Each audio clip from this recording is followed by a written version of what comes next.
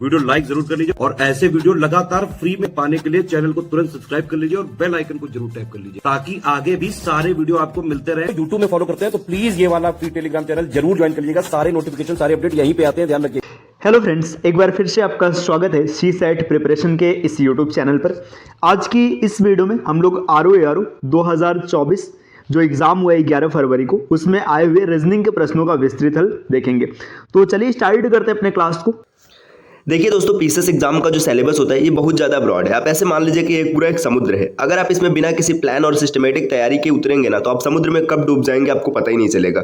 आपको लगेगा कि चीज़ें आज सामान्य चल रही हैं, आप सफल हो रहे हैं, लेकिन कब आप रेस से बाहर हो जाएंगे और आप पीछे छूट जाएंगे, आपको इसकी भनक भी नहीं लगेगी।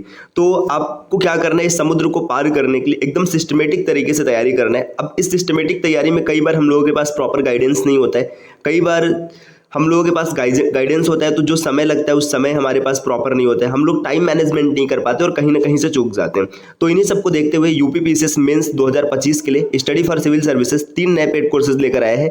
अब इनमें देखिए क्या होगा। यूपी पीसीएस 2025 मेंस का कंप्लीट जीएस मटेरियल ग्रुप जो है, इसमें जीएस 1 to 6 तक की तैयारी कराई जाएगी। फीस मात्र 7800 रुपए। इसके बाद यहाँ पे देखिए यूपी पीसीएस 2025 मेंस के लिए जनरल हिंदी का जो कोर्स होगा, इसकी फीस मात्र 1500 रुपए है।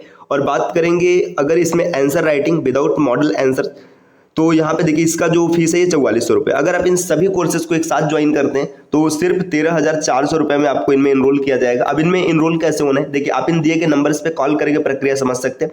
इसके अतिरिक्त यहाँ पे QR कोड्स देंगे, आप इन पे स्कैन करके पेमेंट कीजिएगा और इन नंबरों पे स्क्रीनशॉट भेज दीजिएगा। टीम आपको पेड कोर्सेज में शामिल कर लेगी और आप प्रॉपर तैयारी कर पाएंगे। इसी तरीके से यहाँ पे देखिए यूपीपीएससी आरओ जो री एग्जाम होने वाला है, इसका जो मेंस होगा, इसका भी पेड कोर्सेज 8 अप्रैल यानी कि आज से स्टार्ट हो चुका है। अब आज 8 अप्रैल है, अगर आप वीडियो आगे देख रहे हैं तो ये आपको मिलेगा, लेकिन देखिए 8 अप्रैल से ये स्टार्ट हुआ। आप इसमें ज्वाइनिंग कभी भी कर सकते हैं, ऐसा नहीं कि 8 से स्टार्ट है तो 8 से ही कर सकते हैं। 10, 15, 20, 25 तक भी आप ज्वाइनिंग कर सकते हैं। इसमें देखिए क्या क्या क्या आपको मिलेगा। सबसे पहले जीएस का जो पेड कोर्सेस है, इसकी जो फीस है 1800 रुपये होगी। इसके बाद अगर बात करेंगे हिंदी के लिए तो इसकी फीस 2200 रुपये होगी। निबंध की बात करेंगे तो 1800 रुपये में आप यहाँ से तैयारी कर सकते हैं। और पेड क्विजेस जो है इसकी फीस मात्र 900 रुपये। अब यहाँ पे देखिए ये अलग अलग आप ज्वाइन करेंगे तो आपको थोड़ा सा नुकसान होने वाला है। क्यों? क्योंकि आप इन सबको ऐड करेंगे तो आपकी फीस पहुंच जाएगी 6700 रुपये। लेकिन अगर आप एक साथ अगर ज्वाइन करते हैं इन चारों ग्रुप में तो आपको 400 रुपये की भारी छूट मिलेगी और 6300 रुपये में आप ज्वाइन कर सकते हैं।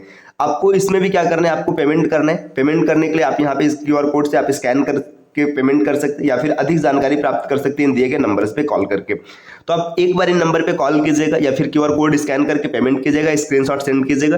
देखिए दोस्तों, ये जो तैयारी की जर्नी है इसमें मनी से ज़्यादा कीमत होती है टाइम की। और देखिए यहाँ पर भी ये पैसा भी बहुत ज़्यादा नहीं लिया जा रहा है। एक मतलब जो कॉस्ट फी, मतलब ऐसे समझिए ना, मतलब जो मटेरियल की कॉस्ट है बस उतनी ली जा रही है। और टीम को सर्वाइव करने के लिए जो जैसे एम्प्लॉइज है भाई, वो एकदम ऐसा तो नहीं है कि मतलब फ्री में जॉब करेंगे, है ना। उनके लिए कुछ ना कुछ तो चाहिए। अब जो कंटेंट बना रहा है ना, जो वीडियो एडिट कर रहा है या फिर जो वीडियो बना रहा है, इन सब के लिए कुछ ना कुछ तो मतलब उनके जीवन यापन के लिए कुछ ना कुछ सैलरी की आवश्यकता होती है। तो बस इसीलिए यहाँ पे एक छोटा सा पेमेंट रखा गया। बाकी आपको पता है कि स्टडी फॉर सिविल सर्विसेज आपके लिए कितने सारे स्टडी मटेरियल्स फ्री में अवेलेबल कराते हैं, है ना। आप पापा वीडियोस को फ्री में देख सकते हैं, हर चीज़ फ्री में देख सकते हैं। अब बात रही यहाँ पे पेड कोर्स ज्वाइन ही क्यों करना है, ताकि आप तैयारी सिस्टमेटिक तरीके से कर सकिए।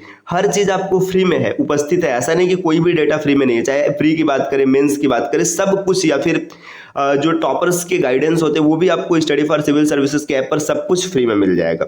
लेकिन बात यही कि सिस्टमेटिक नहीं होगा। अब आपको आज कुछ और पढ़ना है, आप कुछ और पढ़ रहे हैं, आप मार्ग से भटक रहे हैं, इस वजह से आप सिलेक्शन से दूर जा रहे हैं। तो आपको भटकना ना पड़े, इसलिए इन दिए गए नंबर्स पे एक बार जरूर कॉल कीजिएगा। चलिए दोस्तों, अब आगे बढ़ते हैं अपने क्लास की ओर। देख यहाँ पर एक प्रश्न दिया है, प्रश्न संख्या 119 है ना। यहाँ पर दिया गया है कि नीचे 2 कथन दिए गए, जिनमें से एक को अभिकथन ए और दूसरे को कारण आर कहा गया। देखिए यहाँ पे अभिकथन ए दिया है, कारण आर दिया है। अब आपको क्या करना है, पहले इसको पढ़िएगा। देखिए, बढ़ती आबादी का पेट भरने के लिए भारतीय कृषि में महत्वपूर्ण तकनीकी और संस्थागत सुधारों की आवश्यकता है। देखिए कथन में ये बोला जा रहा है कि जो आबादी बढ़ रही है ना, उसका अगर पेट भरना है तो क्या करना है कि जो कृषि है ना, भारत की जो कृषि है उसमें क्या करना है, आपको तकनीकी और संस्थागत सुधार करने की आवश्यकता है। ये तो कथन कहा गया। अब इसका कारण क्या कहा गया, भारत के कई हिस्सों में बड़ी संख्या में किसान अभी भी कृषि के लिए मानसूनी वर्षा और मिट्टी की प्राकृतिक उर्वरता पर निर्भर है। सही बात है भाई। देखिए कई क्षेत्र ऐसे हैं भारत में अभी भी जहां पर कि जो किसान है ना, ये मानसूनी वर्षा और मिट्टी की प्राकृतिक उर्वरता पर निर्भर है। तो कथन एक सही है और कारण आर जो है ये भी सही है और इसका एकदम सही व्याख्या भी कर रहा है। तो इसका सही उत्तर हो जाएगा, देखिए कथन ए असत्य, असत्य बिल्कुल नहीं है। कथन ए और आर दोनों सत्य है, किंतु ए आर की सही व्याख्या नहीं करता है। दोनों सत्य भी है और ये इसकी व्याख्या भी कर रहा है, तो ये भी गलत हो जाएगा। कथन ए सत्य है किंतु आर असत्य, ये भी गलत हो जाएगा। कथन ए और आर दोनों सत्य है और आर ए की सही व्याख्या करता है। विकल्प डी इसका सही उत्तर बन जाएगा। चलिए अब बढ़ते हैं दूसरे प्रश्न पर। देखिए यहां पर प्रश्न दिया, यदि गत दिवस के एक दिन पूर्व, गत दिवस मतलब जो एस्टरडे था उसके डे बिफोर की बात हो रही है, रविवार था, तो कल के एक दिन पश्चात के 3 दिन बाद कौन सा दिन होगा। देखिए मान लीजिए ये हम आज पर है, ये टुडे है ना। अब बोला जा रहा है कि गत दिवस मतलब ये कल हो गया, इसके एक दिन पहले, ये एक दिन पहले की बात हो गई। यहां की स्थिति बताई गई है संडे, ये संडे बताया जा रहा है। तो आपसे पूछा जा रहा है कि जो आने वाला कल है, देखिए यहाँ पे आने वाला कल है, इससे 3 दिन बाद 1 2 3 है ना। अगर आप देखेंगे तो ये पूरा 7 दिन हो गया और आपको पता है कि जो दिन होते हैं, दिन में क्या चलती है, 7 की साइक्लिसिटी चलती है ना। ये 7 दिन यहाँ पर सैटरडे हो जाएगा, इसके बाद की बात करेंगे तो आपको फिर से संडे मिल जाएगा। तो इसका सही उत्तर हो जाएगा रविवार, विकल्प ए। देखिए यहाँ पे समझना कैसे, इसको एक बार फिर से देख लीजिएगा अगर आप इसको क्लियर करना चाहते हैं। देखिए यहाँ पे बोला क्या जा रहा है कि आज जो है ना, आज के एक दिन पहले के एक दिन पहले यहां पर संडे था।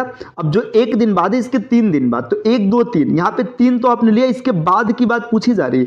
ये संडे था, Monday Tuesday Wednesday Thursday Friday Saturday और फिर से आपको संडे मिल जाएगा। आते हैं अगले प्रश्न पर। देखिए नेक्स्ट यहां पर दिया x का y प्रतिशत किसके y प्रतिशत के बराबर है। एक चीज ध्यान दीजिएगा, मैथ्स में आपने सीखा होगा परसेंटेज में, जो परसेंटेज होता है, परसेंटेज जो होता है इसको अगर हम चेंज भी कर देना तो कोई फर्क नहीं पड़ेगा। जैसे ऐसे समझिए, अगर लिखा है 100 का 50%, अगर ऐसे लिखा है तो आप इसको एकदम सेम इस तरीके से लिख सकते हैं 50 का 100%, या फिर मतलब इस चीज को आप ऐसे बना सकते हैं मतलब 100% ऑफ 50 है ना। तो देखिए यहाँ पे परसेंटेज को चेंज करने से कोई फर्क नहीं पड़ता है, ठीक। तो यहाँ पे दिया y का x% किसके y% के बराबर होगा, बस परसेंट को इधर भेज दीजिएगा तो आपका आंसर मिल जाएगा x। इसका सही उत्तर विकल्प ए बन जाएगा, है ना। इसके अतिरिक्त अगर आप इसको डिटेल में सॉल्व करना चाहते हैं तो आप आराम से देख सकते हैं इसको। यहाँ पर देखिए आप इस तरीके से इसको हल कर सकते हैं। देखिए y का मतलब गुणा है x और परसेंट का मतलब होता है 100 से भाग, ठीक। इसको बराबर करना है किसके हमें नहीं पता है तो हम इसको क्वेश्चन मार्क मान लेते हैं और गुणे y और बटे में 100, ठीक। देखिए y से y कट जाएगा, 100 से 100 कट जाएगा, क्वेश्चन मार्क की वैल्यू x आ जाएगी। तो यहां से आपको फाइनल आंसर पता चल जाएगा कि x का होगा। आप ऐसे डायरेक्ट भी देख सकते थे। अगले प्रश्न पर आते हैं। नेक्स्ट यहां पर प्रश्न दिया हुआ है, एक घड़ी में प्रत्येक घंटे में 4 मिनट आगे बढ़ जाती है, तो 1 मिनट में सेकंड की सुई द्वारा तय किया गया कोण कितना होगा। अब एक चीज समझिएगा, यहां पर एक घड़ी है ना, घड़ी में स्थिति क्या होती है कि जो मिनट की सुई होती है, मिनट की सुई 1 घंटे में पूरा ये चक्कर लगा लेती है, ठीक। अब यहाँ पे जो सेकंड की सुई है ये 1 मिनट में पूरा चक्कर लगाती है। ये चीज याद रखिएगा, जो घंटे की सुई है, जो आवर हैंड है, ये क्या करती है, 1 घंटे में पूरा चक्कर लगा लेती है, और जो मिनट एंड है ये 1 मिनट में पूरा चक्कर लगा लेती है। पूरा चक्कर लगाने का मतलब है 360 डिग्री का घूम जाना, ठीक। अब एक चीज समझिएगा, जो बोला जा रहा है कि जो घड़ी है ना, इसमें घंटे की मतलब 1 घंटे में कितना आगे बढ़ जा रहा है, 4 मिनट, ठीक। इसका मतलब क्या बन रहा है, इसका मतलब ये बन रहा है कि जब ये 64 मिनट घूम जाएगा, है ना, तो ये किसके बराबर होगा, ये होगा 60 के बराबर। या फिर आप इसी को ऐसे लिख सकते हैं कि 60 किसके बराबर हो जाएगा, 64 के बराबर। अब एक चीज समझिएगा, ये 60 64 के बराबर है। अब हम लोग बात करेंगे कि ये 1 मिनट की अगर वैल्यू निकाली जाएगी तो यहाँ पे बटे 60 आ जाएगा, और टोटल एंगल कितना होता है, 360 होता है। इसको कैलकुलेट करेंगे, यहाँ पे 6 से कट जाएगा, 6 से मल्टीप्लाई कराएंगे तो 884, इसका सही उत्तर बन जाएगा विकल्प सी, ठीक। जब कभी भी ऐसे प्रश्न मिले आपको कुछ नहीं करना होता है, जितना देखिए आपको पहले नॉर्मल टाइम लिखना है, 60 मिनट में घूमेगा। अब जितना समय ले रहे हैं कम या ज्यादा, यहाँ पे 4 मिनट आ गए तो यहाँ पे 64 लिखेंगे। अब यहाँ से 1 मिनट की वैल्यू मिल जाएगी 64 बटे 60, यही चीज यहाँ पे किया गया। और इसके बाद क्या करना है कि कितना आगे कितना पीछे कितना कोण है सब आप आसानी से निकाल लेंगे। तो 1 मिनट में 360 बनता है, 360 से मल्टीप्लाई कराएंगे, कैलकुलेट करेंगे, 384 मिलेगा। इसका सही उत्तर विकल्प सी बनेगा। अगले देखिए, अगला प्रश्न यहां पर दिया है, रमेश की ऊंचाई 5 फीट है, रमेश की ऊंचाई नैनोमीटर में कितनी होगी। देखिए 5 फीट रमेश की ऊंचाई, आपको बताना है कि नैनोमीटर में कितनी होगी। तो इसमें क्या करना है, सबसे पहले हम लोग फीट को कन्वर्ट करेंगे मीटर में, है ना। तो जो 5 फीट है, 5 फीट को कन्वर्ट करना है मीटर में, या फिर आप इसको सेंटीमीटर में कन्वर्ट कर लीजिएगा। जो 1 फीट होता है इसमें 30 सेंटीमीटर होते हैं, या 30.5, है ना। तो अगर 5 फीट को कन्वर्ट करेंगे तो आपको मिलेगा 152.5 सेंटीमीटर। रमेश की ऊंचाई इतनी सेंटीमीटर है। अब सेंटीमीटर को नैनोमीटर में ले जाना। अब एक चीज ध्यान दीजिएगा, जो 1 नैनोमीटर होता है, 1 नैनोमीटर, है ना, यहाँ पे नैनोमीटर एनएम लिखा जाएगा। जो 1 नैनोमीटर होता है, 1 नैनोमीटर में होता है 10⁻⁹ मीटर, है ना। ये नैनोमीटर की वैल्यू है। अगर यहाँ पे इसको इधर भेज दिया जाए, इसको इधर ट्रांसफर कर दिया जाए, है ना, तो आपको पता चल जाएगा 1 मीटर बराबर 10⁹ नैनोमीटर, ये मिल जाएगा, है ना। अब यहाँ पे समझिए, ये सेंटीमीटर दिए, आपको कन्वर्ट करना है तो आप लिखेंगे 152.5 सेंटीमीटर को मीटर में ले जाएंगे 10⁻⁻2 हो जाएगा, और गुणा कराएंगे 10⁻⁹ से। तो यहाँ पे देखिए, जब कभी भी घात का गुणा कराया जाता है तो चीजें आपस में जुड़ जाती हैं। तो 152.5 गुणे 10⁻7, ये प्लस में रहेगा, 10⁻7 नैनोमीटर। ये रमेश की लंबाई हो जाएगी नैनोमीटर में। तो इसका सही उत्तर हो जाएगा विकल्प ए, है ना। देखिए अच्छा, एक चीज यहाँ पे और भी देखिएगा, अगर दशमलव को इधर शिफ्ट किया जाए तो 1.525, इसके बाद आप इसमें लिखेंगे 10⁹ नैनोमीटर, ऐसा भी उत्तर बन सकता है। अगर यहाँ पे दशमलव की शिफ्टिंग इधर की गई होती तो आप इस उत्तर को ऐसा लिख सकते थे। यहाँ पर नहीं शिफ्ट किया गया, इस वजह से विकल्प ए सही बन जाएगा। अगले प्रश्न पर आते हैं, प्रश्न संख्या 8। देखिए 8वां प्रश्न यहाँ पर क्या दिया गया, एक बोर्ड पर 5 समांतरली, मतलब यहाँ पे ऐसे समांतर, मतलब एक दूसरे के समांतर रेखाएं खींची गई, ऊर्ध्वाधर रेखाएं। ऊर्ध्वाधर का मतलब इस प्रकार से 5 रेखाएं खींची गई, मतलब ये एक दूसरे के समांतर है। इसके बाद क्या है कि 5, देखिए, और इनको काटते हुए ना 5 समांतरली क्षैतिज रेखाएं, क्षैतिज का मतलब इस प्रकार से 5 रेखाएं खींची गई है। ठीक, यहाँ पर इस तरीके से हम लोग 5 रेखाएं खींच लेते हैं। देखिए 5 ऊर्ध्वाधर और 5 क्षैतिज रेखाएं खींची गई है। किन्हीं 2 निरंतर ऊर्ध्वाधर रेखाओं के बीच की दूरी किन्हीं 2 निरंतर क्षैतिज रेखाओं के बीच की दूरी के समान है। देखिए दूरी समान होने का मतलब है कि यहाँ पर एक वर्ग बन रहा है, ये चीज कहा गया है। इस तरह से बनने वाले वर्गों की अधिकतम संख्या कितनी होगी। देखिए कुल मिला जुला के यहाँ पे ये एक बॉक्स बनाया गया है ना, इसमें आपको पूछा गया कि वर्ग की संख्या कितनी होगी। आप आराम से काउंट कर सकते हैं। देखिए 1 2 3 4, इधर भी देखेंगे तो 1 2 3 4, ये सिमेट्रिक डायग्राम है। अब इस तरीके के प्रश्नों को कैसे हल करना है, 1 square plus 2 square plus 3 square plus 4 square, है ना। तो 4 का स्क्वायर 16, 3 का स्क्वायर 9, 2 का स्क्वायर 4, 1 का स्क्वायर 1, है ना। इन सबको अगर आप जोड़ देंगे तो आपको मिलेगा 30। इस आकृति में कुल वर्गों की संख्या हो जाएगी 30, विकल्प सी इसका सही उत्तर बनेगा। बढ़ते हैं अगले प्रश्न की ओर। अगला प्रश्न यहाँ पर है, 25 लोगों के एक समूह में 12 लोग फ्रेंच पढ़ते हैं, 15 लोग अंग्रेजी पढ़ते हैं, जबकि उनमें से 6 लोग इन दो में से किसी को नहीं पढ़ते। मतलब देखिए 12 लोग क्या कर रहे हैं, फ्रेंच पढ़ रहे हैं, और 15 लोग अंग्रेजी पढ़ रहे हैं, और 6 लोग ऐसे जो कुछ भी नहीं पढ़ रहे हैं। तो कितने लोग ऐसे हैं जो कि अंग्रेजी और फ्रेंच दोनों पढ़ते हैं। देखिए इसको कैसे हल करेंगे, वेन डायग्राम का एक प्रश्न है, आप इसको डायरेक्ट भी देख सकते हैं। देखिए समझिएगा 25 लोगों का समूह है और 6 लोग कुछ भी नहीं पढ़ रहे, तो जो पढ़ने वाले लोग हैं कितने हैं, जो पढ़ने वाले लोग हैं यहाँ पे पढ़ने वाले 19 हो जाएंगे, क्योंकि 25 टोटल थे, 6 ने पढ़ा ही नहीं, तो 19 लोग पढ़ रहे हैं। अब देखिए फ्रेंच और अंग्रेजी, ये 12 और 15 अगर इसको आपस में ऐड करेंगे तो आपको मिल जाएगा 27। 27 लोग दोनों को पढ़ते हैं। अब यहाँ पे देखिए इसमें देखेंगे तो 19 कॉमन है, इसको माइनस करेंगे तो आपको कितना मिल जाएगा, 8 मिल जाएगा। तो 8 लोग ऐसे हैं ना कि जो दोनों पढ़ रहे हैं, ठीक। तो 8 इसका सही उत्तर बन जाएगा। आप इसको वेन डायग्राम बनाकर भी सॉल्व कर सकते हैं, ऐसे डायरेक्ट भी देख सकते हैं। 25 टोटल थे, 6 लोगों ने क्या किया, 6 लोगों ने दोनों को नहीं पढ़ा। तो जो पढ़े लोग हैं कितने लोग पढ़ रहे हैं, 19 लोग पढ़ रहे हैं। अब 12 फ्रेंच पढ़ रहे हैं और 15 लोग क्या पढ़ रहे हैं, अंग्रेजी पढ़ रहे हैं। देखिए 19 हैं ही और दोनों मिलकर 27 बन रहे हैं। तो 19 को अगर इसमें से निकाल देंगे तो 8 लोग ऐसे हैं ना जो 2 बार आ रहे हैं, तो 2 बार आ रहे हैं मतलब दोनों पढ़ रहे हैं। इसका सही उत्तर हो जाएगा विकल्प बी।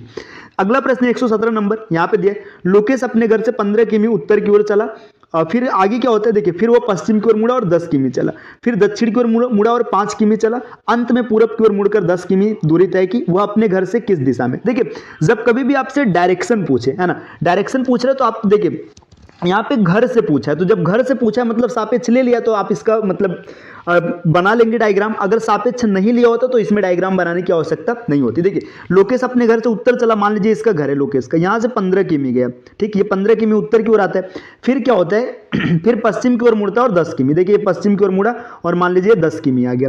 इसके बाद क्या होता है, यहाँ से फिर दक्षिण की ओर मुड़ता है और 5 किमी, साउथ मुड़ा और ये 5 किमी आ गया, ठीक। इसके बाद क्या होता है, अंत में पूरब की ओर मुड़ता है और 10 किमी, पूरब की ओर मुड़ा और 10 किमी मतलब यहाँ पर आ गया, है ना। आपसे पूछा जा रहा है कि अपने घर से किस दिशा में, तो देखिए ये इसका घर है और घर से उत्तर की ओर है, तो इसका सही उत्तर हो जाएगा नॉर्थ। इसमें विकल्प कटा हुआ है, यहाँ पे नहीं दिख रहा है, इसका सही उत्तर उत्तर बन जाएगा। चलिए आते हैं अगले प्रश्न पर। प्रश्न संख्या 10, अनुक्रम में अगला भिन्न कौन सा आता है। देखिए आपको ये बताना है कि आगे नेक्स्ट भिन्न कौन सा है। कि देखिए 1 से 3 हो गया, फिर 5 हो गया, फिर 7 हो गया, मतलब 2 2 बढ़ रहा है तो आगे 9 हो जाएगा। यहाँ पे देखिएगा 2 से 4, 4 दूना 8 दूना 16 बटे यहाँ पे क्या हो जाएगा 16 दूना 32, तो 9 बटे 32 इसका सही उत्तर बनेगा विकल्प बी। अगले प्रश्न पर आते हैं। नेक्स्ट यहां पर दिया है निम्नलिखित में अज्ञात संख्या ज्ञात कीजिए। यहां पर कौन सी संख्या आएगी आपको ये बताना है। देखिए 3 से 5 हो गया है ना, 2 बढ़े प्लस 2 हुआ, 5 से 8 हो गया प्लस 3 हुआ, इसके बाद क्या हुआ 8 से 13 मतलब प्लस 5 हुए, 13 से 20 मतलब प्लस 7 हुए। यहां पे देखिएगा 2 3 5 7 ये सब अभाज्य संख्या है, तो 20 से क्या हो जाएगा 20 के बाद अगली अभाज्य संख्या आएगी 11, मतलब इसमें जो जुड़ने वाली संख्या 7 के बाद आएगी 11, तो 20 और 11 31, इसका सही उत्तर विकल्प सी बनेगा। अगला प्रश्न है किसी वर्ष 25 अक्टूबर को गुरुवार है तो उस महीने में सोमवारों की संख्या कितनी है। देखिए 25 अक्टूबर गुरुवार है ना, 26 को क्या हो जाएगा शुक्रवार, 27 को शनिवार, 28 को रविवार, 29 अक्टूबर को सोमवार हो जाएगा। 29 को सोमवार है तो इससे पहले 22 को सोमवार रहा होगा, इससे पहले 15 को रहा होगा, 15 से पहले 8 को रहा होगा और 8 से पहले 1 को रहा होगा, तो ये 5 दिन ऐसे बने जहां पे सोमवार रहे होंगे, तो इसका सही उत्तर विकल्प सी बन जाएगा। अगले प्रश्न पर आते हैं। नेक्स्ट यहां पर दिया है देखिए a बटे एच, ये थोड़ा सा ब्लर है तो यहां पे मैं लिख दे रहा हूं। देखिए a बटे एच और प्लस में यहां पर दिया y बटे बी बराबर में 1, एक समीकरण ये दिया है, आगे दिया है b बटे y प्लस z बटे c बराबर में 1, तो आपसे पूछा जा रहा है h बटे a और प्लस c बटे z बराबर क्या होगा। एक चीज ध्यान से देखिएगा, ये जो इक्वेशन आपको निकालना है ना इसको आप उलट दीजिएगा, उलटने का मतलब इसको पलट दीजिएगा, तो यहां पे बन जाएगा a बटे h और प्लस जेड बटे सी। देखिए ए बटे एच यहां पर है और जेड बटे सी यहां पर है। अब एक चीज इसको भी आप पलट दीजिएगा, जब इसको पलटेंगे तो देखिए ये वाई बटे बी और यहां पर भी वाई बटे बी मिल जाएगा, है ना। वाई बटे बी से वाई बटे बी जब आप कैंसिल कर देंगे ये दोनों आपस में कैंसिल हो जाएगा, तो आपको मिल जाएगा देखिए यहाँ पे ए बटे एच और यहाँ पे क्या हो जाएगा जेड बटे सी, और दोनों को जब आपस में जोड़ेंगे तो 1 मिल जाएगा, इसका सही उत्तर बन जाएगा 1 विकल्प बी। अगला प्रश्न है एक निश्चित कोड में, यहां पे देखिए कारपोरेशन को क्या लिखा गया, इस प्रकार से लिखा गया, तो आपको बताना है जुडिशियल को क्या लिखा जाएगा। देखिए कारपोरेशन को किस प्रकार से ऐसा लिखा गया आप देख लीजिएगा, इसमें क्या पैटर्न चल रहा है इसको निकाल लीजिएगा, कोडिंग का क्वेश्चन है, आसानी से आप इसको हल कर सकते हैं। अगली स्लाइड पर आते हैं, लास्ट यहां पर दिया 14 से बड़े और 50 से छोटे विषम संख्याओं के योग का 1/4 वर्ग है। देखिए इस प्रश्न को अगर आप मतलब यहाँ पे एपीजीपी के माध्यम से करेंगे तो आसानी से तुरंत बना लेंगे। सपोज कीजिए आपको एपीजीपी आता ही नहीं है, बिल्कुल नहीं आता, तब आप इसको कैसे सॉल्व करेंगे आसानी से। देखिए 14 से बड़ा 15 है ना, अगला जो विषम आ जाएगा 17, 17 के बाद 19, 19 के बाद 21, 21 के बाद 23, इसके बाद आप आगे बढ़ेंगे 25 लिखेंगे, फिर आप लिखेंगे 27, आगे लिखेंगे 29, 29 के बाद 31 के बाद 33 है ना, फिर 35 प्लस में 37, 37 के बाद आप आगे बढ़ेंगे 39 के बाद 41, फिर 43, 43 के बाद 45, 45 के बाद 47 और फिर 49। देखिए ये चीज़ मैं आपको इसलिए बता रहा हूँ कि अगर आपको एपीजीपी नहीं भी आता तो भी आप कर सकते हैं। इन सबको आप जोड़ लेंगे, जोड़ने के बाद 4 से भाग दे देंगे और देख लीजिएगा कि ये किसका वर्ग होगा, मतलब वर्गमूल बनेगा। चलिए अगला प्रश्न है, एक धनराशि 7% सालाना ब्याज की दर से 5 वर्ष में 540 रुपए हो जाती है ना। देखिए 7% जब ब्याज मिलता है तो 5 साल में कितना हो जा रहा है 540 हो जा रहा है। तो आपको बताना है कि 9% ब्याज की दर से 3 वर्ष में कितना हो जाएगा। देखिए जब साधारण ब्याज होता है तो बहुत ही आसान प्रश्न बनता है। देखिए मान लीजिए धनराशि 100 रुपए थी, मतलब 100 रुपए या 100% रहा होगा। अब इसमें क्या हुआ है, देखिए 7% की दर से 5 साल ब्याज मिला है, 7 बचे 35 ब्याज मिल गया, 135 हो गया। 135% की वैल्यू कितनी आ रही है 540, ये बन रहा है। ठीक, अब आपसे पूछा क्या जा रहा है कि देखिए 9 त्रिक 27 यहाँ पे हो जाएगा है ना, तो 127% की वैल्यू क्या हो जाएगी, ये क्वेश्चन आपसे पूछा जा रहा है। बहुत ही आसान सा प्रश्न है, 540 बटे 135 गुणे 127, एक लाइन में क्वेश्चन बन जाएगा। कैलकुलेट कीजिएगा, अगर आप कैलकुलेट करेंगे तो ये 4 बार में कटेगा और यहाँ पर मल्टीप्लाई करेंगे 508, इसका सही उत्तर बनेगा विकल्प सी। ठीक, तो देखिए ये आरओ एग्जाम में आए हुए रीजनिंग के आसान से प्रश्न थे।